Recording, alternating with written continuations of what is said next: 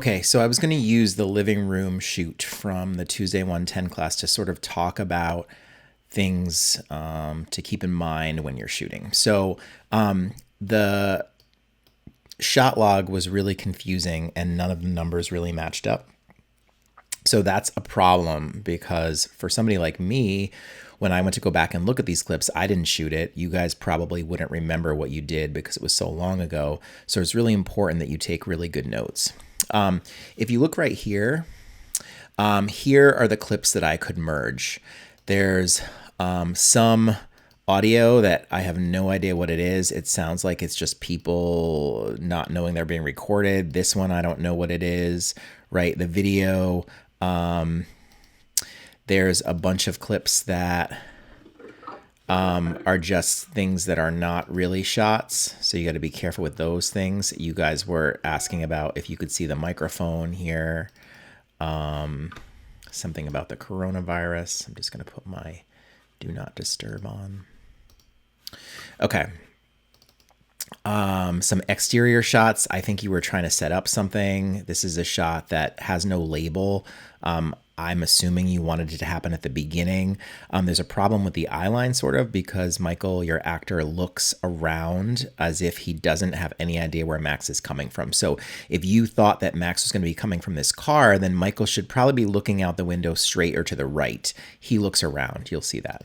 And then the biggest problem, and I post this on the Facebook page, that you have the same label here, 1B2, for that shot as you do the shot that is in the window here as well.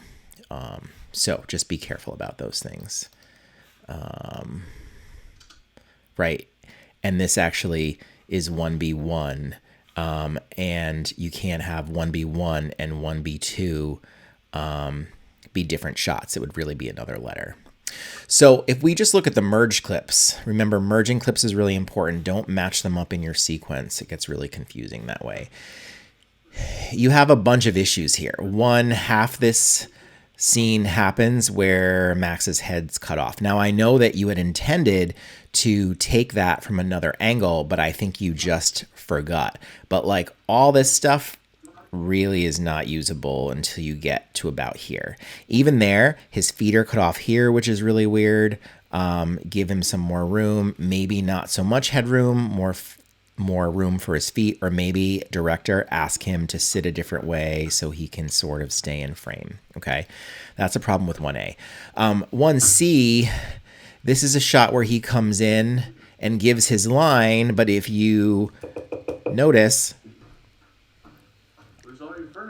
he gives the line and he's not even in frame. So camera person, director, what was going on here? You want to make sure that your actors stay in frame. Do you want some coffee? And then again, this shot isn't really usable because Max is staying here. He's half out of frame. Not usable, not usable, not usable, not usable, not usable. Okay, maybe a little usable, but you have all this headroom over here. And really that was set up because he walks in the room over here, but the camera could have been loose and you could have tilted down. Okay, so this shot is sort of not really great. Also, you really should think about how you're gonna get your single shots to match up. If we have a Max shot like this, maybe get closer because you really wanna match it with Michael's close-up, which is this one, right? And so it's more of a medium shot. So it looks really weird to cut back from a wider single, even though Michael's in it, to this shot. It seems weird because Michael's shot is composed so different. So here's a shot where it's a little bit better for Max.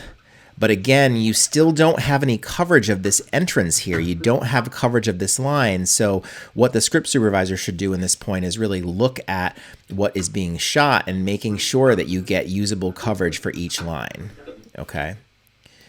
So the singles are okay. That other one is a little weird. Then there's this shot. Again, you can't really use this. It's weird for him to be talking to no one off frame. He gets up. Again, Max is there. And then you could use this shot. So you got bits and pieces of it all, but you really don't have enough coverage to create a full scene because you end up with something like, Okay, so Max is walking in. He's already there. Michael walks to the window. This probably can be adjusted some. This cut works good, but it would be nicer if you guys could have gotten some of Michael's head from the back. Now, why is Michael looking there if Max's car is already parked right there, right? He looks to the right, he looks to the left, he looks to the right again, looks up, back. Finally. Okay, so, I mean, really, I guess it would make sense if Max's car was being pulled into the street or the driveway, maybe coming from the right side of the frame and going into the driveway like this. Maybe that head motion would look different. I think it does work that you can see the lights on the inside. That's one of the things we worked at for a while. And then also you're shooting this and you have people walking through frame, the director or cinematographer's talking, right? So no one knows what's going on. I think this was sort of like an added thing that you tried to do quickly, and probably you should have focused on getting the inside coverage a little bit more. But I think this window shot looks good, and we worked a little bit on that. So I think that turned out good. But it's really hard to cut this part because when does he come in?